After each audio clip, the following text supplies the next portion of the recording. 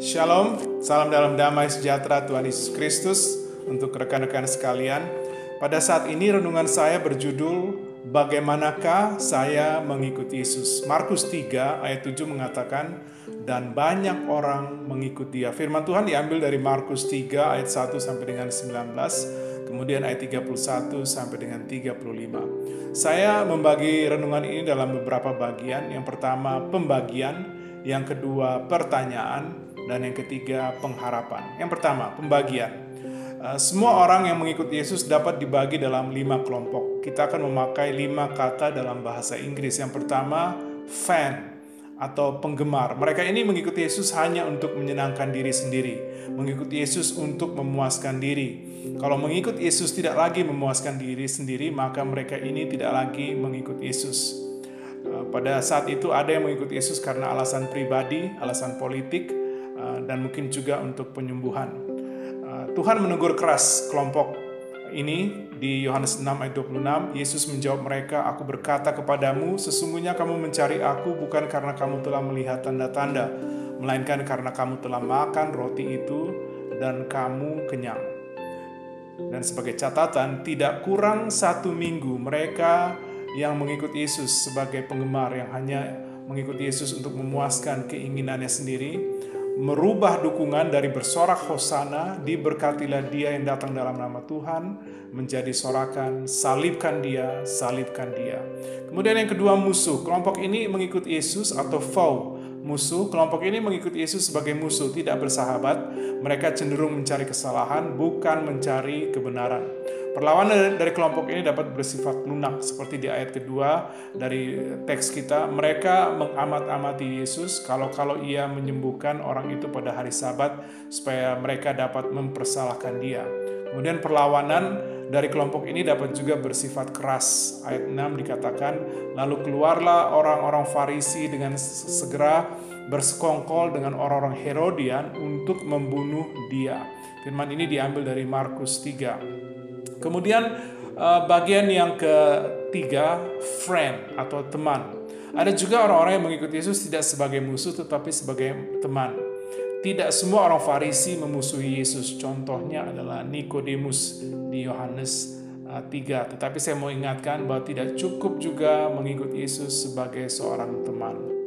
Dan bagian yang keempat, follower, artinya pengikut ataupun murid. Ayat 14 sampai dengan 19. Dari ayat-ayat ini kita dapat melihat ada kelompok yang mengikuti Yesus sebagai pengikut atau murid. Mereka mengikuti Yesus karena ingin belajar dari seorang guru.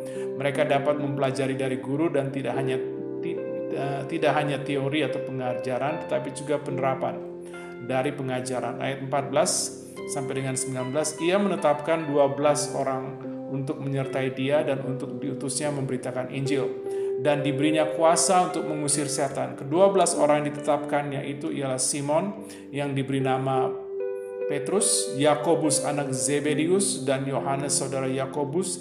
Yang keduanya diberinya nama Boanerges yang berarti anak-anak guru. Selanjutnya Andreas, Filipus, Bartolomeus, Matius, Thomas, Yakobus anak Alfeus, Tadeus, Simon orang Zelot, dan Yudas Iskariot. Sebagai murid, mereka juga mengikut guru Yesus dengan melayani atas nama sang guru, dengan mengusir setan dan memberitakan Injil. Tetapi saya ingin memberikan catatan, tidak cukup mengikut Yesus sebagai follower saja. Yang terakhir, mengikut Yesus sebagai family atau keluarga. Ada 2 prinsip penting yang perlu kita mengerti sebagai catatan. Tidak semua follower adalah family. Ada murid yang menyangkal Yesus seperti Petrus, ada murid-murid yang meninggalkan Yesus, dan ada juga murid yang menjual Yesus. Ayat 19 dari teks kita, dan Yudas Iskariot yang mengkhianati dia. Jadi tidak semua follower adalah family, tetapi semua family adalah follower. Mereka yang mengikuti Yesus sebagai saudara atau keluarga, family, pasti mengikuti Yesus sebagai murid. Ayat 31-35, lalu datanglah ibu dan saudara-saudara Yesus, sementara mereka berdiri di luar, mereka menyuruh orang memanggil dia. Ada orang banyak duduk mengelilingi dia. Mereka berkata kepadanya, "Lihat, ibu dan saudara-saudaramu ada di luar dan berusaha menemui engkau. Jawab Yesus kepada mereka, siapa ibuku dan siapa saudara-saudaraku? Ia melihat kepada orang yang duduk di sekelilingnya itu dan berkata, ini ibuku dan saudara-saudaraku. Barang siapa melakukan kehendak Allah, dialah saudaraku laki-laki dan dialah saudaraku perempuan. Dialah ibuku. Sebagai family, kelompok ini mengikuti Yesus dengan melakukan kehendak Allah. Untuk dapat mengetahui kehendak Allah, mereka harus mempunyai hubungan yang intim dengan Tuhan.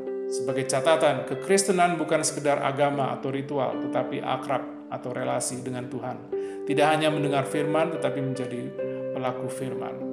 Kemudian bagian yang kedua, pertanyaan, yang manakah saya? Apakah saya seorang fan mengikuti Yesus untuk memuaskan diri? Kemudian apakah saya seorang foe mengikuti Yesus hanya untuk mencari kesalahan, bahkan ingin mematikan dia? Apakah saya mengikuti Yesus sebagai friend, mengikuti Yesus sebagai teman, bukan musuh? Ataukah saya mengikuti Yesus sebagai follower, mengikuti Yesus sebagai murid, menerima dia hanya sebagai guru yang baik? Dan terakhir, apakah saya mengikuti Yesus sebagai family, mengikuti Yesus sebagai Tuhan, mendengarkan dan melakukan kehendaknya? Yang terakhir, bagian ini adalah pengharapan. Dari fan dapat menjadi family. Seperti satu dari 10 orang kusta yang kembali mengakui Yesus sebagai Tuhan dan menerima kesembuhan.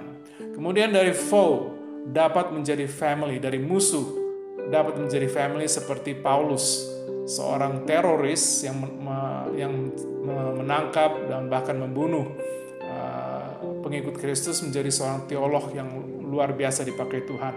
Kemudian friend dapat menjadi family, seorang teman dapat menjadi family seperti Nikodemus.